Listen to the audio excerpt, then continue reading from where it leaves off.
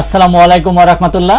দেশের প্রধান প্রধান দৈনিক পত্রিকাগুলো তাদের আন্তর্জাতিক খবরে যে খবরগুলো গুরুত্ব সহকারে ছাপিয়েছে তার মধ্যে শুরুতেই থাকছে রুশ মার্কিন উত্তেজনায় নতুন মোড়।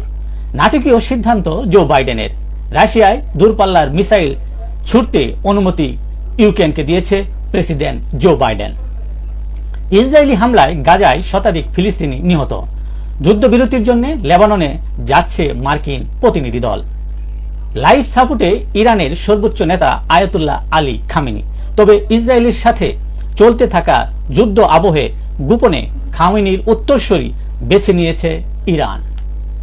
ভারতের উত্তর পূর্বাঞ্চলীয় মণিপুর রাজ্যে উত্তেজনা, সহিংসতা ও গুলিতে বিক্ষোভকারী নিহত। এছাড়া বিজেপি ও কংগ্রেসের দলীয় কার্যালয়ে অগ্নিসংযোগের ঘটনাও ঘটে। এই ছিল দেশের প্রধান প্রধান দৈনিক পত্রিকার শিরোনামে উঠে আসা শীর্ষ সংবাদ।